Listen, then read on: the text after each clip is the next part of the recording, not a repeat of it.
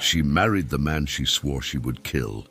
But destiny had written a far crueler ending for them both. In the far-stretching dustlands of Hollow Creek, where the wind carried secrets and gunsmoke, and where every man walked with sins heavier than the saddle on his back, there lived a woman whose name the desert learned before the people ever did. Evelyn Blackthorn. People said she had eyes like an oncoming storm, calm on the outside, but ready to tear the earth apart underneath. Nobody knew where she came from.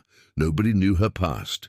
But everyone agreed on one thing: she didn't come to Hollow Creek searching for a home. She came searching for a ghost. For 15 years, Evelyn carried the weight of a memory. One night, one fire, one scream that never stopped echoing. She had been just 12 when bandits raided her family ranch, left the house burning to the ground, and left her with a promise carved into her soul. One day she'd return, and one day she'd bury the man responsible.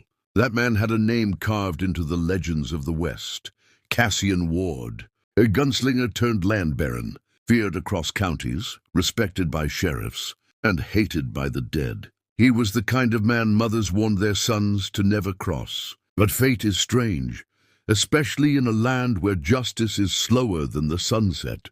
Evelyn spent years preparing, sharpening her mind sharper than any blade, firing bullets until her fingers bled, riding through outlaw camps, learning tricks from the cruelest men to use them against them. And after all these years, when she returned to Hollow Creek as a grown woman, with a face the desert wind itself paused to admire, she came with one mission: find Cassian Ward and destroy him from within. But Cassian was no longer a lone wolf outlaw. He was a respected ranch owner, a symbol of stability, a man whose power ran deeper than the roots of the town. He controlled cattle, land, men, money, and worst of all, he controlled the story of who he used to be. He had buried his past so deep that the town no longer remembered the blood on his hands. Evelyn did not plan on killing him quickly.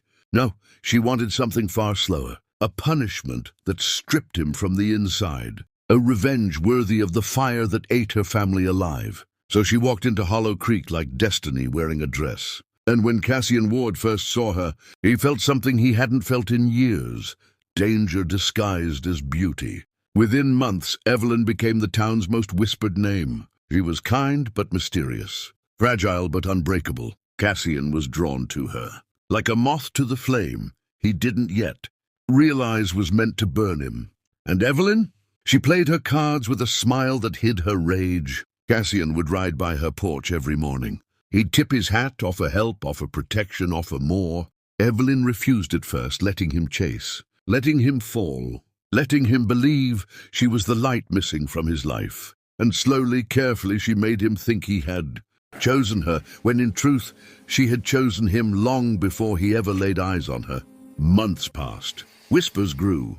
Cassian proposed marriage in front of the whole town, offering her his ranch, his name, his future.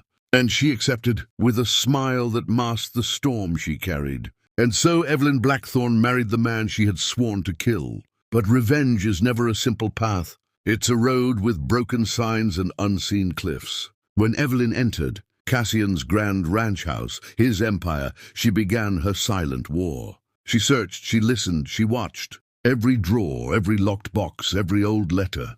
She questioned workers, bribed the cook, earned the trust of his right-hand men. She waited for cracks, waited for shadows, waited for the truth. But the desert, cruel as ever, played its own trick. Because the more she lived beside Cassian, the more she realized the man she married was not the monster she remembered. He was stern, yes, but gentle with her.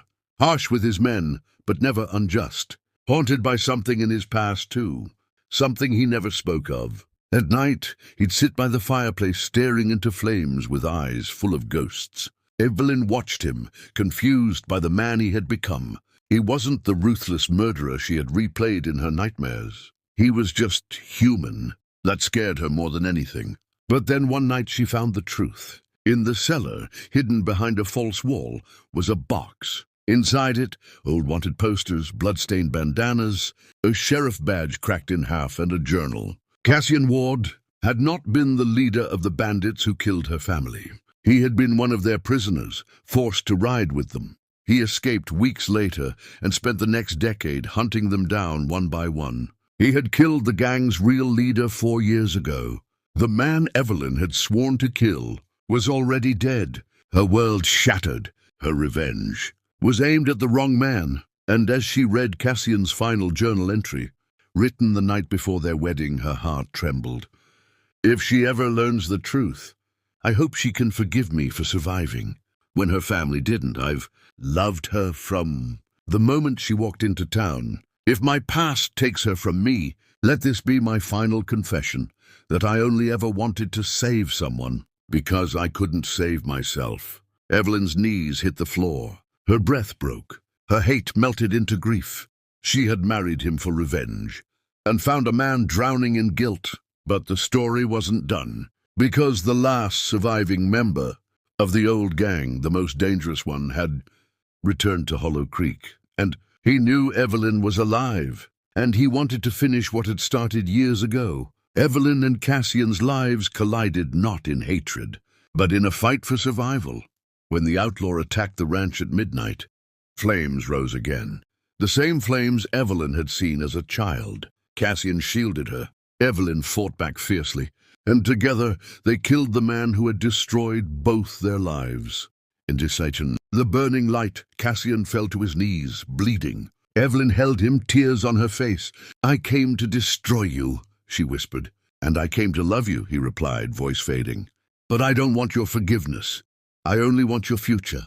He survived, barely, and in the months that followed, Evelyn stayed by his side, not out of revenge, not out of guilt, but out of a love born from shared scars, shared survival, and a fate neither of them chose, but both of them accepted. Evelyn Blackthorn no longer wanted revenge. She wanted healing. She wanted life. She wanted Cassian. And Hollow Creek learned one final truth. In the West, some marriages begin with hatred, but end with the kind of love only fire can forge.